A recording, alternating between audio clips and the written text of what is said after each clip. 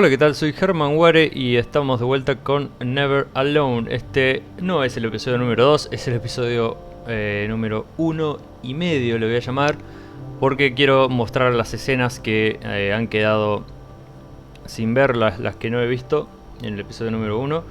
Que, por cierto, si no han visto el episodio número 1, les recomiendo que lo vayan a ver ahora. Dura un poco más de 50 minutos, porque decidí hacerlo así, un episodio bastante largo, para que le dé un buen empuje, un buen inicio a la serie.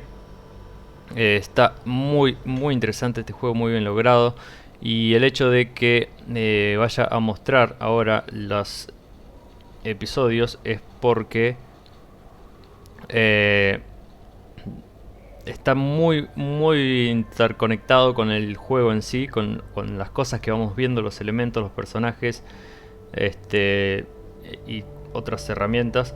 Entonces es bueno tener ese trasfondo, saber de qué estamos viendo en pantalla mientras jugamos. Pero antes, recuerden que me pueden contactar en Facebook y en Twitter, o también por mensaje privado. Ahí lo van a estar viendo a las direcciones de internet, o si no, también están en la descripción de cada video.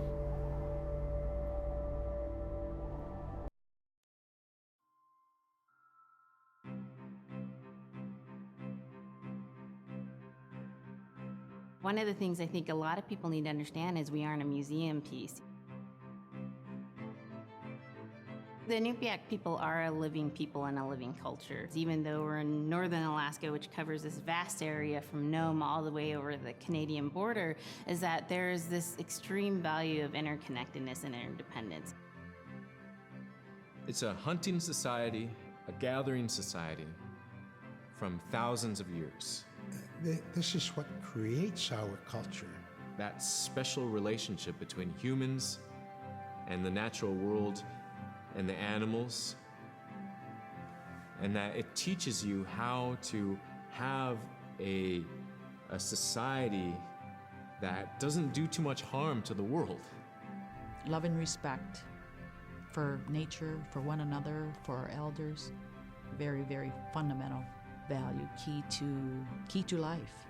Our values are something that bind us all. The importance of sharing with one another, the importance of spirituality, and the connection to the land, our traditions, how we hunt, sharing of stories and songs and dances.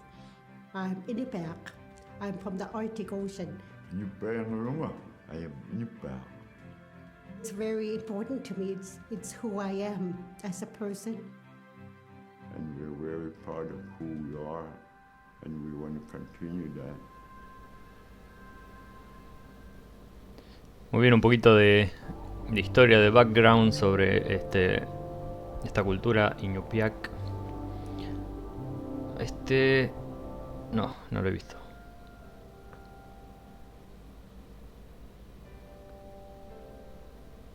It'd be busy all through the day.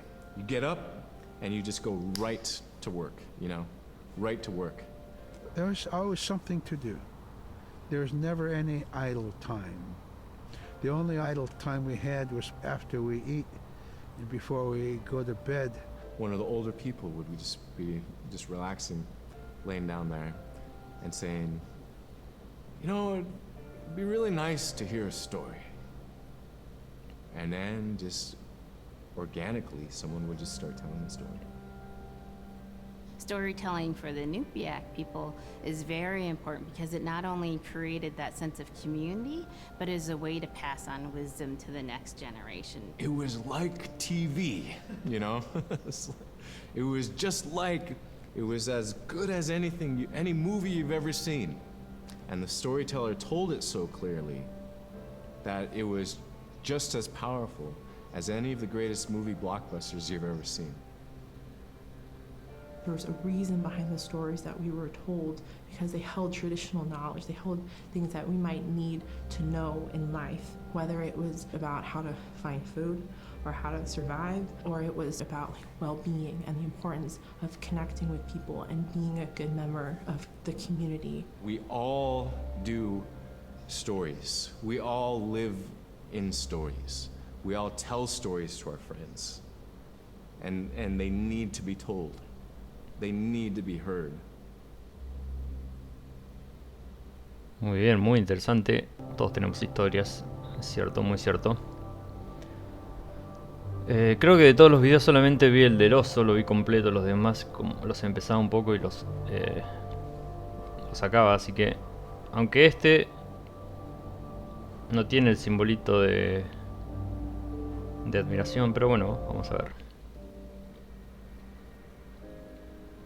So scrimshaw is this really beautiful method of art that's done either on baleen or ivory, and traditionally it was used to tell stories.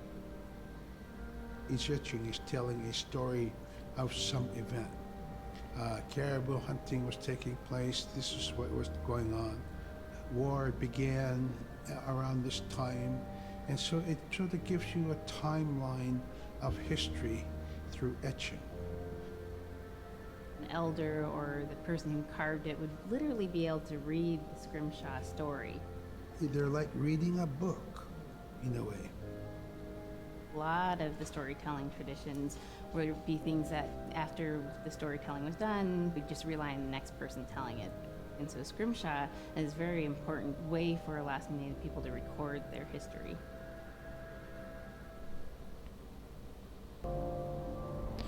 Muy bien, como muchas culturas, los tallados son muy importantes para registrar los eventos pasados. Vamos a ver acerca del zorro que nos acompaña en la aventura. When I was growing up, my grandpa had a pet white fox. If you're a good friend with a fox, when there's danger abound, they try to keep you from getting into trouble. They pull tricks here and there, and foxes are like spoiled little kids in a way. When you let her out, she'd go prancing out in the snow, jumping in the air. I know she was happy then. Come running at me and jump on my chest, knock me backwards, lick my face, and I try not to let her. So that was my memory of my grandpa's pet fox. Es genial cómo conectan la historia que va contando con una porción del juego que ya hemos visto. Está muy bien logrado. Vamos a ver sobre la ropa. Caribou it provided for us in many ways. Our clothing in those days was made of all caribou skin. I grew up wearing caribou pants, mittens, caribou skin mattress, blankets. Some people had boots that were made with wolf leggings, sealskin sole bottoms. Baleen was shaved to make insoles. They kept us quite dry and warm as well. But the caribou skin clothing was the best. We would get as many yearlings as we could for our outer clothing. And for a heavy winter, we would get caribou in February or March because the hair was the longest and the skin was the thickest, and we would use those for our winter gear. With that stuff on, you could sleep outside in 50 below and it wouldn't bother you a bit. Wow.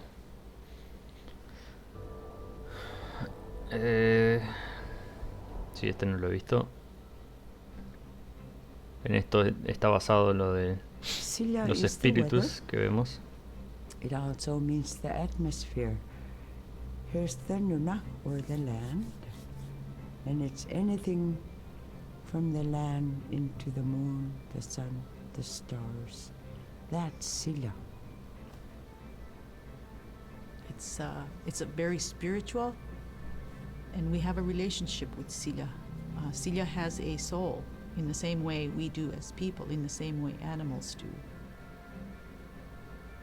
I think spirit helpers in and of themselves are really about how we're connected with things. And so it may be that there's a spirit helper that shows themselves as a bird to show you the way home, or it may be a spirit helper that actually decides to show themselves with the face and body of a man instead of their animal form.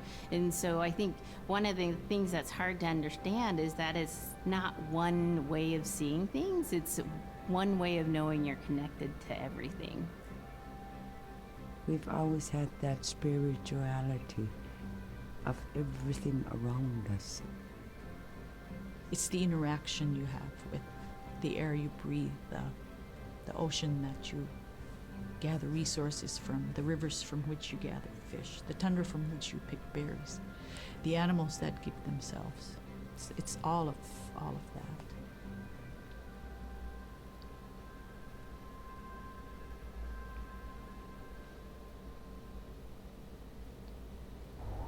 Muy bien. Este debe ser algo de un sistema de caza. A ver, el rastro de las trampas. De trampas. In the winter, when we're traveling, we didn't build sod houses, we built snow houses. In Canada, they call them igloo, but here in Alaska, we call them apuyak. Iñupiaq. We'd do a day of travel, and then we'd make a apuyak. The next day, my father would set traps, spend the day there, rest the dogs, give them something to eat, and then the following day, we continue to the next place. We'd go to my dad's sister, who had a house at Dubar. They had a small sod house over there. We didn't have to do anything.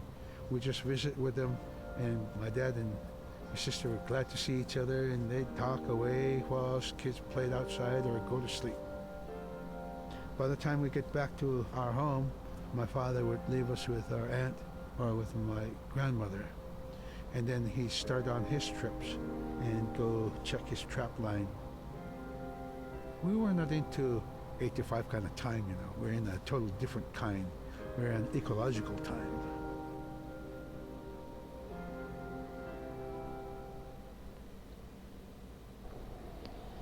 Muy bien, siguiente. Este es el de la música, ¿no? A ver. Sí. Que vimos el hombre del tambor. Drum is something that's common to all cultures in Alaska. All cultures have a drum that may have some stylistic differences or differences in the materials that's made, but it's still a recognition of life and vitality, and the drum mirrors the heartbeat, and when you continue drumming soon it will be in line with your heartbeat, because that's what it's supposed to be, the heartbeat of the community, and it symbolizes vitality. And it's the most tremendous feeling to be in a room and to have one long row of all the drummers and to have that feeling of unity and everyone beating in harmony, the drum beat in unison. It's the most beautiful feeling. And to know that you're connected, you're on the land that you are connected to. And even if you grew up outside of the community, that which is in you comes from this area. And it's the greatest feeling.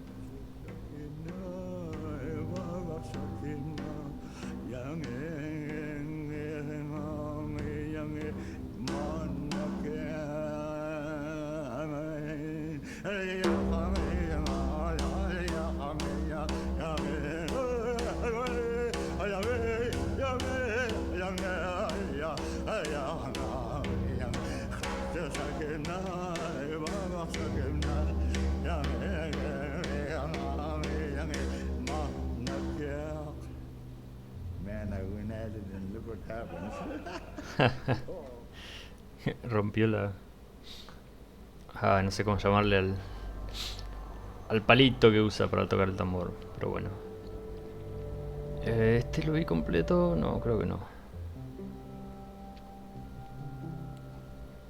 They're just like other people.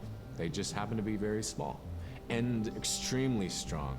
These are stories that are common throughout Alaska. It's normally the people are the size from your elbow to the tips of your fingers, and they possess superhuman strength. So they may be tiny, but they can carry a whole caribou. And if you go up north and you talk to a number of the people in the community, they'll talk about having seen the little people. There's a place at home that we know, but we don't profess it to anybody. But it's not like the boogeyman. They can be mischievous, they can be ornery, or they can be helpers. And every now and then, we might have the opportunity to see them, especially if they want us to see them. The fact that it's across Alaska really tells you something about our history and how we interacted with nature around us. Bien, este es sobre el arma o las armas de caza. The bola is what we call kilometer. And the kilometer is made out of braided sinew tied out to some heavy bone which you could twirl. In my case, we're catching ducks. When we're out whaling, sometimes the ducks start flying. And they're good for duck hunting. You know, if you're a whaling crew, you can't make too much noise. So you can't use a shotgun for getting some duck soup handy, you know? So bola was a really handy weapon to use for catching ducks. You know, the ducks fly in, you throw it up and tangles up the bird, and down they go. Ok, creo que este sí lo había visto, pero bueno, fue bastante corto, así que no pasa nada. Varados, este no lo vi. The scariest I've ever been, I was 12 years old. We floated out on a piece of ice while we were duck hunting. It was a bluebird day, just clear blue skies. And there was 3 of us, myself, my brother, and my dad. Next thing you know, we see this dark shadow on the ice. We look and it goes behind us. So we all jumped up, startled, and my dad, he started running. We got back to the ridge there. The ice had fractured, cracked, and broke off, and we were floating away. We were drifting. It was close enough to where my dad would have made it. He stopped and he thought about throwing us across, and if one of us was on the other side, we would be split up. So he stopped, and he just so happened to have a cell phone on him. 911 didn't pick up. That's the worst feeling in the world right there. 911 did not pick up. So he left a message because they record their calls. Once he had relayed that information, his cell phone died. That was the scariest moment I've ever had in my life. We were floating away and I thought we were left for dead. He kept calm during this situation. He's bringing out everything positive in this case. You know, I'm crying, my brother's freaking out. Went from clear blue to dense fog. Within a couple hours, we heard the chopper flying around, so they must have gotten our message. We thought we were saved, and then the chopper sound went away. So we lit some of the sled on fire. It's plastic. We thought black smoke in the fog would create some kind of marker. Chopper pilot had mentioned when we got rescued, you could see a glow in the fog, and he slowed down there, and sure enough, as soon as he slowed down, we got within visual. That was definitely the scariest moment of my life, was floating away and not knowing what the outcome was going to be. Wow, eso sí que irse flotando en un pedazo de hielo, en un lugar casi congelado, de aguas casi congeladas, debe ser muy aterrador. Ok, este sí es el último, porque el último ya lo vimos. We're very much aware of the climate change, and it's been for many years, even before climatologists were noticing the change. In it, we're already saying, "Sila alan mokto." Our climate is changing. If the heat is going the way it is right now, for us it's going to be pretty bad. Different birds are coming, and they're coming earlier, and sometimes rain is more than what we want, because when there's more rain, we know it's going to melt the permafrost. In my time as a young whaler, when I was 9 years old, we're hunting from ice that was about 25 feet thick, and there was giant icebergs already floating, coming by. That was the first signs of a changing climate. Ice that never broke before was now moving. Now, here it is 50 years later, we're hunting whale from ice that's 18 inches thick. There's no more thick ice. It's creating malfunction in our whaling season is what it is. Actually, more than that, all seasons in general. I think we are more scientists than more people will realize.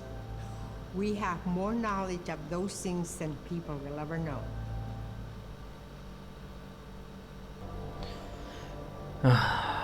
Muy bien, lo que todos sabemos, el calentamiento global, el derretimiento de los polos.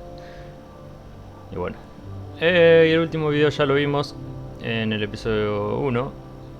Cuenta la historia de esta familia que tuvo un osesno de oso polar. Lo tuvieron que criar porque habían matado a la madre sin querer. Así que nada más, esto ha sido el episodio 1 y medio. Así que si no lo quieren ver, lo pueden saltear y ir directamente al 2. Solamente en este vemos todos los videos. Así que nada más, gente, si les gustó pueden dejar un me gusta, y si no, un no me gusta. Y también comentarios son siempre bienvenidos. Siempre que puedo contesto los comentarios. Así que nada más, gente, nos veremos en el episodio número 2. Hasta otra.